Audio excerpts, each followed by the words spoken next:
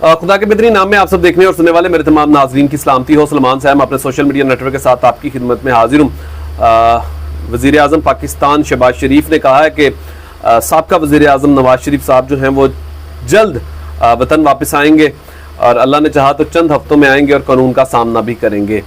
अगर उन्होंने कानून का सामना करना होता तो वो तो पाकिस्तान से बाहर जाते ना, और अगर वो अब सामना करने के लिए आ रहे हैं तो अब पूरी कौम को पता है, बल्कि मुझ जैसे कम अकल वाले को भी पता है कि अब जिस चीज़ का उन्होंने सामना करना है वो चीज़ें उनके लिए आसान कर दी गई हैं। लेकिन जब वक्त था तब उन्होंने सामना नहीं किया, तब वो बीमारी का बहाना बनाकर पाकिस्तान से बाहर चले गए और आज तकरीबन 3-3.5 साल होने वाले उन्हें, और दोबारा वो पाकिस्तान आने का नाम उन्होंने नहीं लिया। अब भी वो दुबई में थे, सऊदी अरेबिया में थे, और उसके फ़ौरन बाद वो दोबारा यूरोप और यूरोप से दोबारा लंदन रवाना हो जाएंगे। लेकिन पाकिस्तान आने का उन्होंने नहीं सोचा। सोचते हैं लेकिन फिर उन्हें कोई ना कोई ऐसी खबर पहुंच जाती है जिससे वो अपना इरादा चेंज कर देते हैं। तो अब काफ़ी आसानियां पैदा हो चुकी हैं, अब आ भी जाएं तो शायद वो ज़्यादा से ज़्यादा 1 से 1.5 महीने के अंदर वो अपने मामला सीधे कर लेंगे। अगर इलेक्शन लड़ने की पोजीशन में वापस आते हैं नहीं है तो अलग बात है, लेकिन बहुत सारी चीज़ें जो हैं वो नवाज शरीफ साहब के लिए आसान कर दी गई हैं। लेकिन सबसे पहले शहबाज शरीफ साहब ने क्या कहा इसके ऊपर बात करते हैं। वो तमाम तफसीलात आपको बताता हूँ कि रात निजी टीवी चैनल के प्रोग्राम में शहबाज शरीफ साहब ने एक बयान दिया कि शहबाज शरीफ का कहना है कि हमारा 15 माह में पाकिस्तान डिफ़ॉल्ट के ख़तरे से निकल गया है। इन 15 माह में पाकिस्तान के खोए हुए वक़ार को बहाल किया है। सरकारी मुलाजमीन की तनख्वाहों में 35% पेंशन में 17.5% इजाफा किया है। बिल्कुल आपने इजाफा किया, जो इजाफा 35% किया वो आपने बिजली के बिलों में उन्हां दी धस कढ़ दीजिए तुसी, और ਜਿਹੜੇ गरीब पेंशन लेंदे जे उन्हां दी इसकी पूरी पेंशन ही बिलों ते गई है। तुसी बड़ा अच्छा रिलीफ दिता जी उन्होंने। उन्होंने बताया कि हमारी हुकूमत ने बड़े बिजनेस हाउसेस पर सुपर टैक्स लगाया। नवाज शरीफ से मुतालिक इनका कहना था कि नवाज शरीफ को साजिश के तहत झूठे मुकदमे में सज़ा दिलवाई गई। आज नवाज शरीफ के खिलाफ साजिश बेनकाब हो चुकी है। साजिश करने वाले सब चेहरे सामने आ चुके हैं। हर काम के लिए वक्त मुकर्रर है। जिन लोगों ने मुल्क के खिलाफ साजिश की इनका एहतसाब होना चाहिए।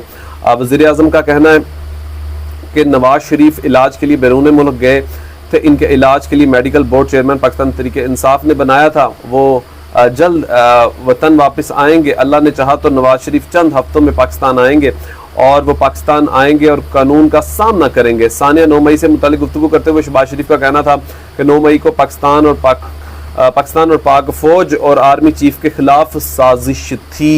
ये एक बहुत बड़ा, और मैं कहता हूँ कि शायद इसके बाद एक बड़ी इंक्वायरी होनी चाहिए कि अगर मेरे पाकिस्तान की फ़ौज और मेरे आर्मी चीफ के ख़िलाफ़ साजिश के बारे में मियां मोहम्मद शहबाज शरीफ साहब को पता है तो वो कौन लोग हैं, इसके ऊपर बड़ी तहकीकात होनी चाहिए। और ये एक बड़ा खौफनाक बयान दिया है शहबाज शरीफ साहब ने। नौमे वाक़यात के सरगना चेयरमैन पाकिस्तान तहरीक इंसाफ है। अब चेयरमैन तहरीक इंसाफ के ऊपर ये तमाम चीज़ें डाल दी गई हैं। चेयरमैन पाकिस्तान तहरीक इंसाफ के हवारी सियासी जत्था, कुछ फ़ौजी और इनके ख़ानदान के अफराद भी शामिल थे। ये बयान इसलिए बहुत ज़्यादा अहम है क्योंकि इसके अंदर ज़ाहिर है कि जब DGISPR साहब ने ये बात प्रेस कॉन्फ्रेंस की थी 9 मई के बाद, तो उन्होंने ऐसी कोई बात इसमें नहीं कही कि मुलव्वस होने के हवाले से फेलियर की बात ज़रूर की थी इसके अंदर।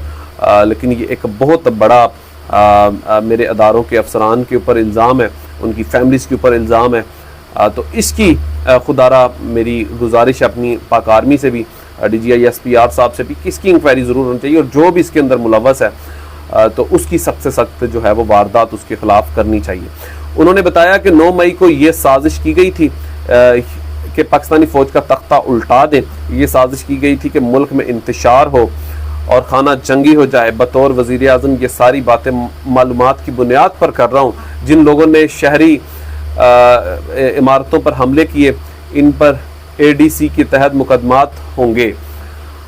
अब 2 बड़े बयान हैं इसके अंदर मियां मोहम्मद शहबाज शरीफ साहब के, जो मुल्क के प्राइम मिनिस्टर है। एक तो नवाज शरीफ साहब के हवाले से मुल्क में वापस आने के हवाले से, और दूसरा जिस तरीके से उन्होंने हमारे ही अदारों के लोगों के ऊपर भी इल्ज़ाम लगा दिया कि इसके अंदर बहुत सारे लोग वो मौजूद थे जो فوجی افسران کے حوالے سے بھی بات کی، ان کے اہل خانہ کے اوپر بھی بات کر دی ہے، تو یہ ایک بڑا سوالیہ نشان ہے اب ہماری سیکیورٹی کے اوپر بھی، ہمارے اداروں کے اوپر بھی، تو اس کے اوپر ایک بڑی انکوائری ہونی چاہیے۔ شہباز شریف صاحب کس پوائنٹ آف ویو سے بات کر رہے ہیں، کون سے سورسز ہیں اور کون سی معلومات ہے ان کے پاس جس سے انہوں نے یہ اتنے بڑے بیان دے دیے، کیونکہ خود ادارے نے تو اتنی بڑی بات نہیں کی، آخرکار شہباز شریف صاحب کو یہ کیا ضرورت پڑ گئی؟ اس سے پہلے خواجہ آصف نے جو باتیں کی ہیں ان کے اوپر بھی غور کرنے کی ضرورت ہے، تو وہ آپ تو خود ہی ان معاملات کو بڑھانے کی کوشش کریں بجائے کہ یہ ٹیمپریچر جو ہے وہ کم ہو۔ اداروں کو بھی چاہیے اپنی غلط فہمی کو دور کریں، اور پاکستان تبھی ٹھیک ہوگا جب پاکستان میں سیاسی استحکام ہوگا۔ جب تک پاکستان میں سیاسی استحکام نہیں ہوگا تو پاکستان نہ تو ترقی کرے گا، نہ پاکستان کی معیشت ترقی کرے گی، کیونکہ اگلی جو سب سے بڑی آپ کو پتہ ہے کہ جو وقت ہے وہ سیاسی کے ساتھ ساتھ آپ کے اکانومی، آپ کا فائنینشلی مضبوط ہونا کسی ملک کا بہت زیادہ ضروری ہے۔ اگر وہ ملک مضبوط ہوگا، فائنینشلی طور پر مضبوط ہوگا، تو آپ نمبر 1 کہلا سکتے ہیں، ورنہ آپ کو کوئی بھی ملک اپنے ساتھ کھڑا نہیں کرے گا۔ اپنا خیال رکھیے گا، اپنے اس چینل کا بھی۔ خدا حافظ۔